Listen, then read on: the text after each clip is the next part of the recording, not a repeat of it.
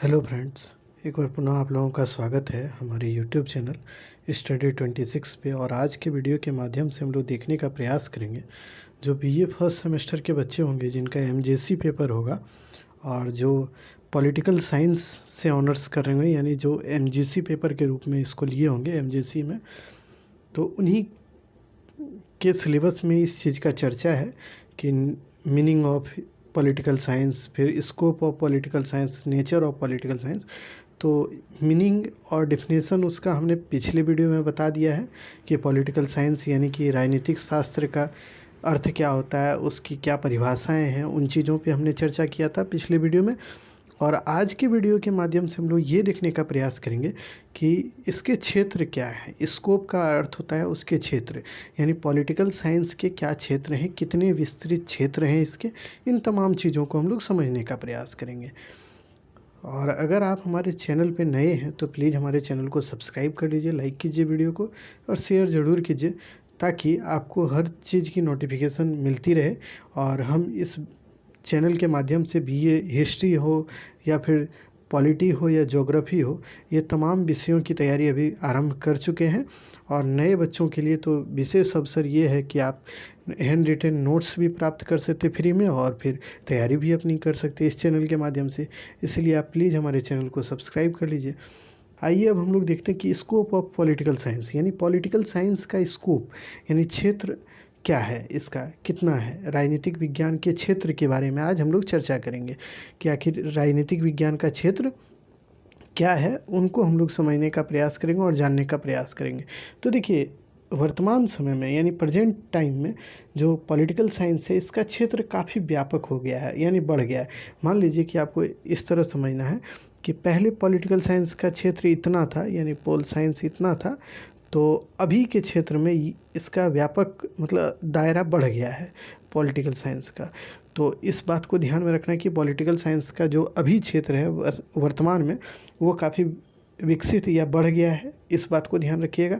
और प्राचीन काल में क्या होता था जानते हैं, जब मतलब इसकी शुरुआत हुई, यह एक ब्रांच के रूप में उभर के सामने आया पॉलिटिकल साइंस, तब इस समय क्या होता था कि इसकी क्षेत्र काफ़ी सीमित थी और इसमें केवल और केवल कल्पनाओं के आधार पर ही पॉलिटी मतलब ऐसा था कि उस समय के ट्रेडिशनल हम जब पढ़ाएंगे दृष्टिकोण, तो वहाँ पे हम बताएंगे कि कल्पनाओं के आधार पर लोग मानते थे कि हाँ ये हो सकता है, ये नहीं हो सकता है, ईश्वर है, ये तमाम चीज़ें मानते थे। लेकिन आज के समय में क्या है, मॉडर्न पॉलिटिक्स में क्या है, पॉलिटिकल साइंस में आप जब पढ़ेंगे उसको भी, तो उसमें आप देखिएगा कि है कि आज हम लोग केवल कल्पनाओं को नहीं मानते हैं, यानी केवल अनुभव पे नहीं, बल्कि इस चीज़ पे ज़्यादा बल दिया जाता है आज के समय में कि आखिर कोई चीज़ है तो उसका प्रेजेंस है कि नहीं, प्रेजेंट में वो कैसा है। यानी मान लीजिए कि आपसे कोई कहे कि आप एक कल्पना अपने मन में बनाते हैं कि मतलब कोई हो जिससे कि आपको ऐसा रहे कि हाँ उससे हम मिल लेते तो अच्छा रहता है, लेकिन ये आपकी कल्पना है, ये आप सोचते हैं अंदर में। तो ये पहले होता था, लेकिन वर्तमान में क्या होता है कि जब तक आप मिले नहीं हैं उससे तब तक आप उसके बारे में कुछ नहीं लिख सकते। ये वर्तमान का व्यू है पॉलिटिकल साइंस में। इसको हम लोग आगे डिस्कस करेंगे धीरे धीरे से, लेकिन अभी वर्तमान में इतना ही समझिए। तो ये पहले का था, लेकिन आज जो है इसके क्षेत्र में व्यापकता आई है, यानी यह क्षेत्र काफ़ी विस्तृत हुआ है। तो उसी को हम लोग देखना है, तो चलिए उसी को समझते हैं। वर्तमान समय में देखिए, राजनीतिक विज्ञान का क्षेत्र जो है काफ़ी विस्तृत हो गया है। विभिन्न विद्वानों तथा यूनेस्को सम्मेलन के द्वारा राजनीतिक विज्ञान के संबंध में जो विचार प्रकट किए गए और जिसके अंतर्गत ये बताया गया कि इसका क्षेत्र कितना है, तो उसको अब हम लोग समझने का प्रयास करते हैं। तो आगे देखिए कि अब जो विभिन्न विद्वानों द्वारा इसके क्षेत्र के बारे में क्या क्या बताया गया। तो राजनीतिक विज्ञान के क्षेत्र, देखिए आपसे क्वेश्चन तो यही पूछेगा राजनीतिक विज्ञान के क्षेत्र के बारे में बताइए, या आपसे ऐसा भी पूछ सकता है कि राजनीतिक विज्ञान का अर्थ तथा उसके क्षेत्र का वर्णन करें। तो अर्थ में तो हम लोग पीछे ही बता दिए, अर्थ और परिभाषा के बारे में। तो अगर क्षेत्र के बारे में पूछेगा तो क्षेत्र का वर्णन कीजिएगा, और जब भी आंसर लिखिएगा तो इसी तरह का आप डायग्राम यूज जरूर करेंगे आंसर लिखने में। तो इसके क्षेत्र में देखिए कौन कौन से क्षेत्र हैं। तो पहला है तो मानव का अध्ययन। राजनीतिक विज्ञान के अंतर्गत क्षेत्र मतलब ये समझिए कि उसके अंतर्गत क्या पढ़ा जाता है, यानी राजनीतिक विज्ञान में हम लोग क्या पढ़ते हैं। तो इसमें हम लोग मानव का अध्ययन करते हैं, उसके बाद राज्य का अध्ययन करते हैं, फिर इसी में हम लोग सरकार का अध्ययन करते हैं, फिर स्थानीय और राष्ट्रीय और अंतर्राष्ट्रीय समस्या जो है उसका अध्ययन करते हैं। फिर देखिएगा राजनीतिक दलों के बारे में अध्ययन इसमें करते हैं और फिर अंतर्राष्ट्रीय विधि और संबंधों के बारे में अध्ययन इसमें किया जाता है। तो चलिए अब एक एक करके इसके बारे में पढ़ते हैं और इसको समझने का प्रयास करते हैं। देखिए आप जब भी उत्तर लिखेंगे तो इंट्रोडक्शन पहले हमने देखिए इंट्रोडक्शन आपको दिखा देते हैं, इसको परिचय बोलते हैं। परिचय इसी तरह आप लिखेंगे जो आपके स्लाइड पे अभी दिख रहा होगा। उसके बाद आप देखिए इसमें डायग्राम इसी तरह बनाइएगा उसके बाद के पैरा में। उसके बाद का जो है उसको डील कीजिएगा, यानी उसके बारे में अब एक एक करके लिखिएगा। तो देखिए मानव का अध्ययन कैसे किया जाता है राजनीतिक विज्ञान में। तो देखिए राजनीतिक विज्ञान जो है ये व्यक्ति के अधिकार और राज्य के प्रति उसके कर्तव्य क्या क्या होते हैं, इन तमाम चीज़ों का अध्ययन करने का कार्य करता है। देखिए कोई भी व्यक्ति, जैसे आप हों, हम हों, कोई भी जिनका जन्म एक राज्य में हुआ है, जैसे आप और हम, राज्य का मतलब आप क्या समझते हैं? तो राज्य का मतलब ये होता है वर्तमान समय में अभी हम लोग ये समझते हैं राज्य का मतलब कोई देश है ना, तो उसी को राज्य बोला गया है। पॉलिटिकल साइंस में उसी को राज्य बोला जाता था। जैसे इंडिया है तो उसको राज्य बोला जाता है। आप ये मत समझिए बिहार, झारखंड, यूपी ये राज्य है, ये ठीक है, ये तो राज्य हम लोग इसको स्थानीय रूप से जानते हैं ना।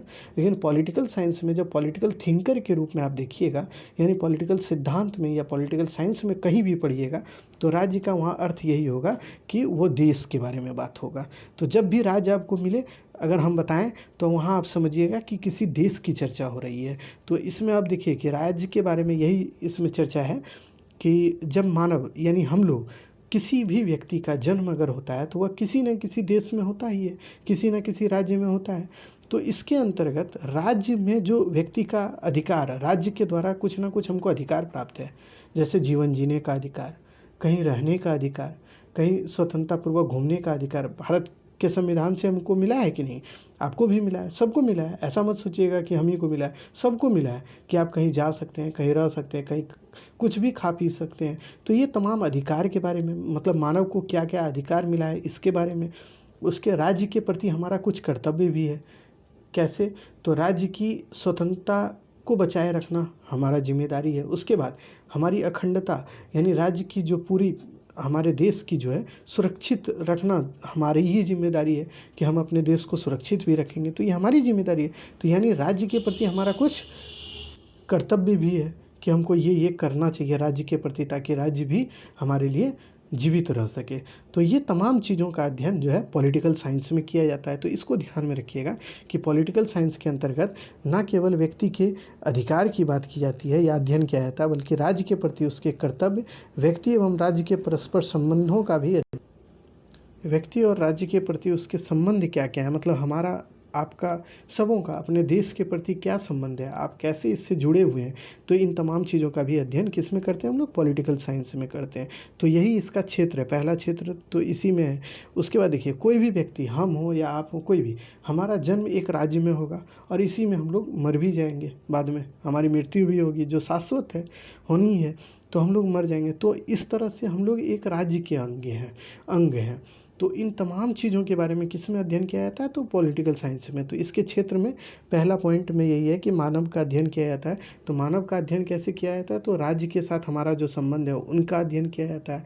मानव का, एक व्यक्ति का राज्य के बीच संबंध। दूसरा इसमें पॉइंट समझिए कि मानव का राज्य के प्रति क्या कर्तव्य है, उसको समझना है। और फिर राज्य और मानव यानी व्यक्ति के बीच जो संबंध, परस्पर संबंध है आपसी, उनको भी पढ़ने का कार्य हम लोग किस में करते हैं? तो पॉलिटिकल साइंस में। तो ये ध्यान में रखिएगा। उसके बाद देखिए अब राज्य के बारे में भी हम लोग इसमें अध्ययन करते हैं। देखिए चूँकि व्यक्ति का संबंध राज्य से है, तो केवल व्यक्ति के बारे में यानी मानव के बारे में अध्ययन कर लेंगे तो नहीं ना होगा, राज्य का भी अध्ययन करना होगा।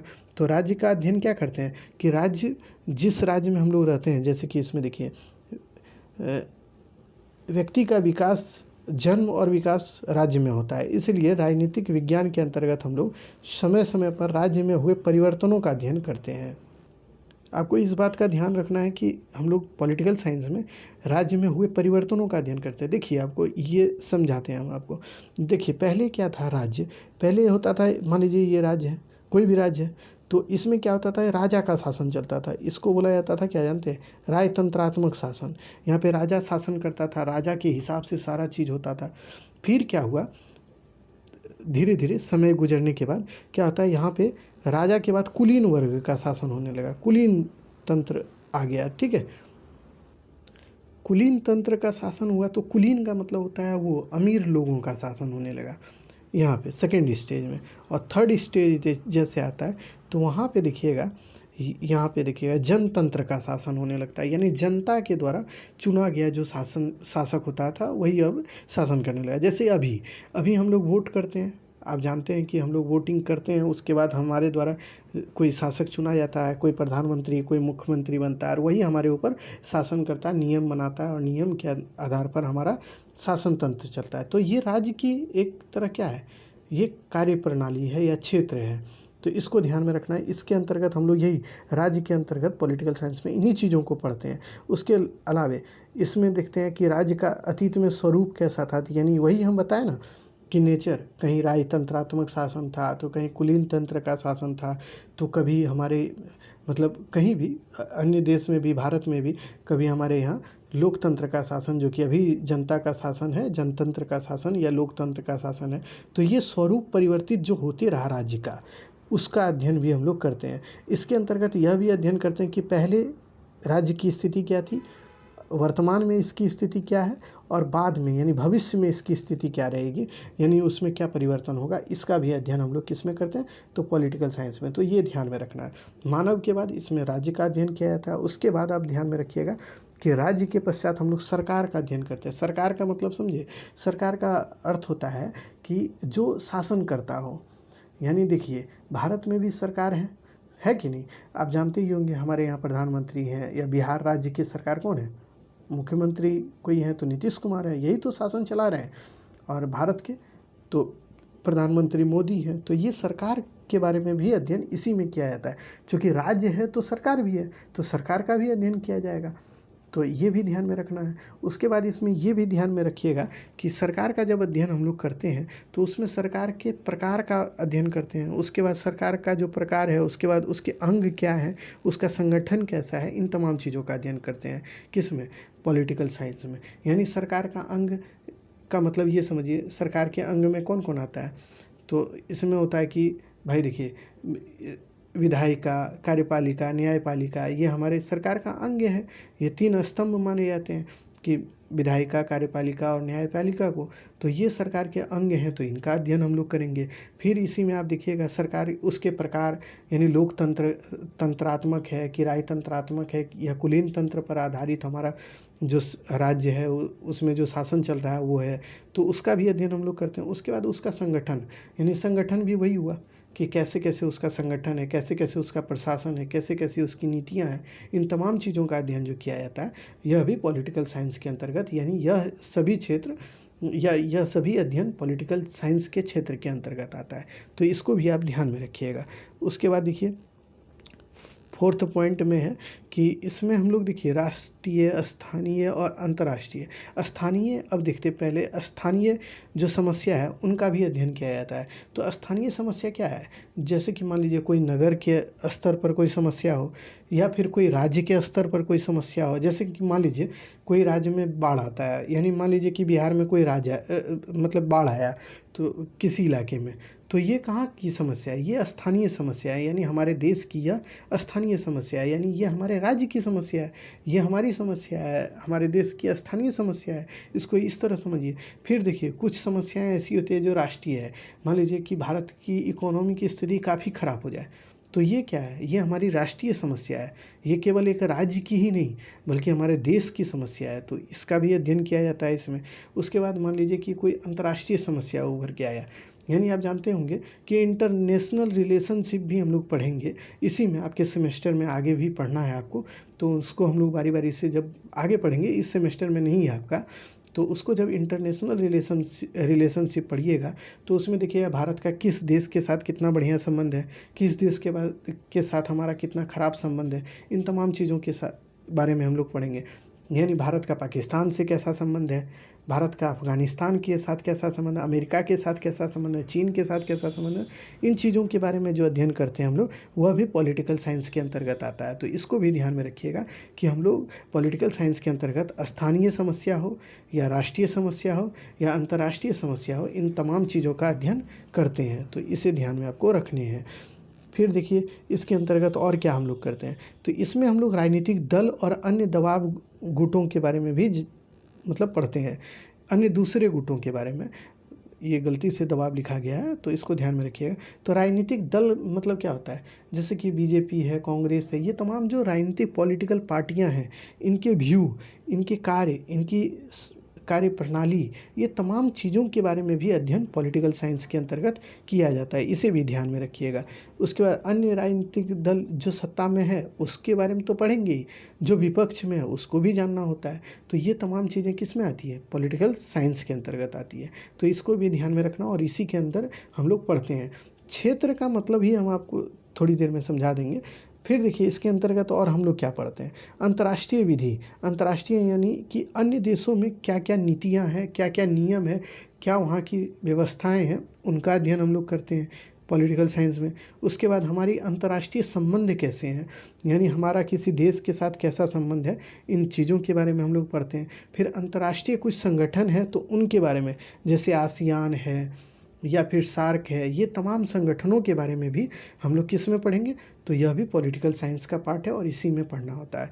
तो ये तमाम चीज़ों के बारे में आप समझे होंगे कि क्या क्या पढ़ना होता है पॉलिटिकल साइंस में। तो इसके माध्यम से हमने यही बताने का प्रयास किया, यानी क्षेत्र का अर्थ समझिएगा कि इसके अंदर हमको क्या पढ़ना है, सीधा यही समझ जाइए तो आप पूरा आंसर लिख के आ जाइएगा कि पॉलिटिकल साइंस के अंदर क्या पढ़ना है। तो उसके बाद तो आप दिमाग लगा दीजिए, ये जो 7-8 पॉइंट हम बताए इसको खाली ध्यान में रखिएगा, उसको आप डील कर दीजिएगा। इसमें फैक्ट तो कुछ है ही नहीं, बस समझना है, कंसेप्ट है, इसको लिख के आ जाइएगा, आपको अच्छा नंबर भी मिल जाएगा।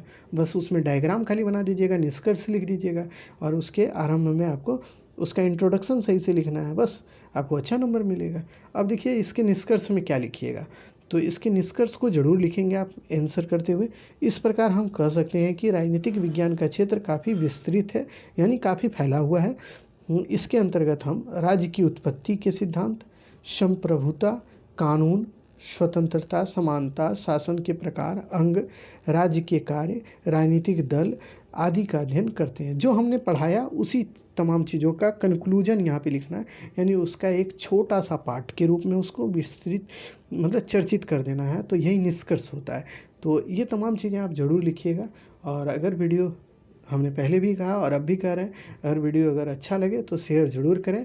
और अगर आपको इन तमाम चीज़ों का PDF चाहिए, यानी हैंड रिटेन नोट्स चाहिए, तो आप हमारे टेलीग्राम चैनल को ज्वाइन कर सकते हैं, जो कि डिस्क्रिप्शन के लिंक में हम डाल दिए हैं। और वहाँ से आप जाइए और इस PDF को आप प्राप्त वहाँ निःशुल्क रूप से कर सकते हैं। इसके लिए कोई आपको चार्ज नहीं देना है, तो वहाँ से आप प्राप्त कर सकते हो। और अन्य वीडियो भी जो पॉलिटिकल साइंस से रिलेटेड है वह अपलोडेड है, उसको भी आप ज़रूर देख लीजिए। चलिए फिर मिलेंगे अगले वीडियो में, तब तक के लिए धन्यवाद।